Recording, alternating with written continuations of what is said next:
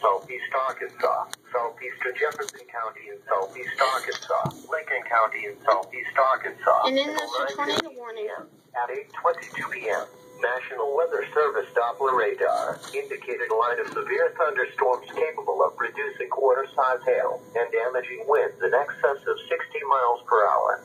These storms were located along a line extending from 7 miles southeast of Kedron to 2 miles east of Tipton and moving northeast at 50 miles per hour.